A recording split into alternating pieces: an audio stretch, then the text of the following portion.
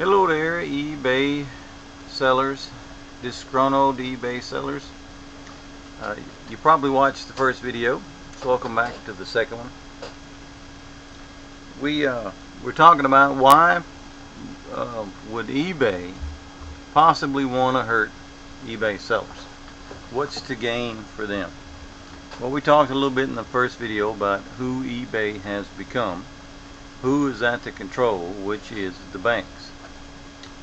And it's no longer an American-oriented company. And the proof of that is about what I'm about to say. Who is eBay attacking by these policy changes? It's sellers of used goods versus sellers of new goods. Who are sellers of used goods? Well, there's guys like you and me that go to estate sales, auctions, rummage sales, and so forth, and we're looking for old stuff worth money. Could be old books, could be old. You know what the staple is? What we sell on eBay. But you know, when we sell something like that, that money usually is money being moved from one part of this country to another part of this country, and the money was staying in the country, which is good for the economy, and it was good for all of us. Now, there wasn't a whole lot of selling outside of the country back in the early days, so they started tying in eBays all over the country and tying them all together. But let's say what happens now when we move new goods. Where does the new goods come from? Well, we ain't getting very many new goods from this country. Most of the new goods that we sell on eBay today, such as iPhone covers, computers, television remotes, blah blah blah, all the cheap plastic garbage that comes from China and Japan, that's where that money, the majority of that money goes to. If we're going to sell say a TV remote for 50 bucks, and it's a drop shipper operation, you're going to get $3 for selling it, and somebody in China is going to get $35 for making it, and then eBay and the banks are going to get the rest. Now,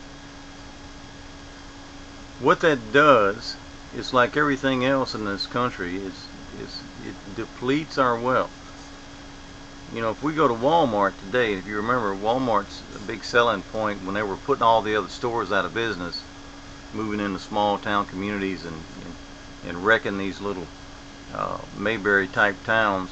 If you remember what towns used to look like, you had this main strip going down the main road, and you had all these shops, you had the TV repair guy, you had the watch repair guy, you had you know, all these little businesses, and they were all in town businesses. All the money stayed within the town. Where Walmart came to town, and all these little businesses started dying. I mean, nothing kills a small town like Walmart. Well, Walmart came on saying that we're American-made products, blah blah. They had American flags on everything in the store, and all their commercials were boasting about we're American-made, blah blah. And if you look close at those little stickers that said American-made, if you looked at the back of them, they said Made in China. And that should have told us right there that we were in trouble. So what's happening is everything you sell, a seller sells in this country that's made in China or Japan, the lion's share of the money goes out of this country. eBay was the last American entrepreneurial experiment, I'll call it, that we had the right and the know-how and the ability to sell goods to each other, keeping our money in our loop. So now there's a push. We were talking about why would eBay want to hurt the seller. They're not hurting all the sellers. They're just hurting sellers of used goods. Because if you're a drop shipper and somebody demands their money back, you're not going to get hurt because you're going to get a credit from the drop shipper. You don't lose anything. But if you're selling Auntie's coffee pot for 30 bucks, and if somebody wants their money back, or worse yet, claim that they had it repaired through a third party that eBay is requiring, they can get 20 bucks back on you. Don't even have to send you back the coffee pot, right? So you can get screwed. Well, the drop shipper can't really get screwed in that method, because it's an attack on the sellers of used goods. because used goods means the money stays here at home with us. So they're encouraging everybody to become basically a drop shipper. They want you to be the Walmart without the Walmart. They want you to be this mover and pusher of Chinese and Japan garbage and crap, and you be the warehouse, and you be the labor task force, and you be the clerical person, and you be all the things that they're paying people to do in Walmart and the like stores now today. They want you to do all that from home with no insurance, with no union, with no protection. Just you push their junk, and as long as you just push their garbage, their junk, then you can make it on eBay. But if you're going to be the used seller, these policies are going to affect you. Now you may think that's a bold statement, but I'm telling you now, it don't take many hits on items that you sold for $3,000 or $4,000 to put you out of business.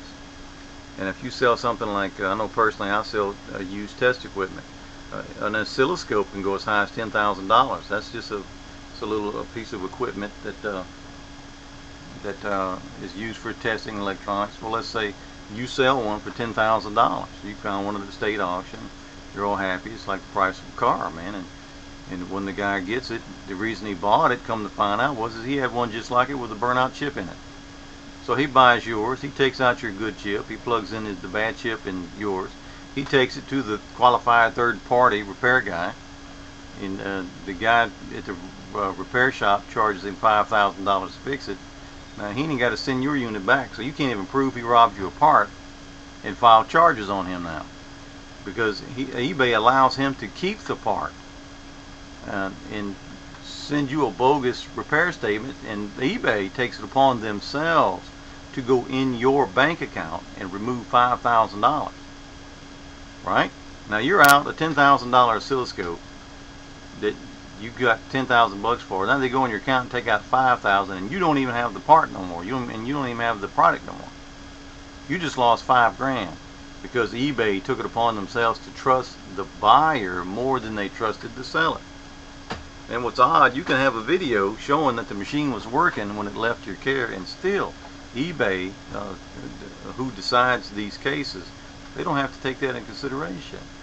There's rules in place about videos and things and so forth. So I mean, that's very odd, don't you think? And again, because who are they attacking with their policy changes? They are attacking used good sellers, and they are promoting new good sellers. Instead of you having 50 items listed that you can make a living from by keeping rotating 50 items on eBay, they want you to have 10,000 items and you make 20 cents on each one you sell. They're perfectly happy with that. Are you? I mean, you can figure it out. You can become a drop shipper. You can play the game. But do you want to be Walmart without insurance? A Walmart worker without insurance? Do you want to be a Walmart worker without a union? Do you want to be a Walmart worker that is totally voiceless in all these policy changes and so forth? It's a mess, and it's only going to get worse. There are other things that I can use as evidence and proofs that they are attacking the sellers of used goods, but I'm sure you know many of them yourself. I'm sure you've been selling on eBay for a while, and you've experienced same things I have, and probably different things than I have as well. So that leaves us with, where are we in this eBay experiment? Where do we find our power? Where do we find a way to gain some say-so on policy changes, to be able to fight back with what the banks are trying to do to eBay, what the banks have already done to eBay, and now with what they're trying to do to us? How do we find that empowerment? We're going to talk about that a little bit in the next video. And I hope so far you found these ideas and comments interesting. And stick around for the next video, where we're going to go into a little deeper about ways and means and things we can all do to stay alive in this very volatile eBay new policy change environment. So hang in there, guys, and we're gonna see you on the next video.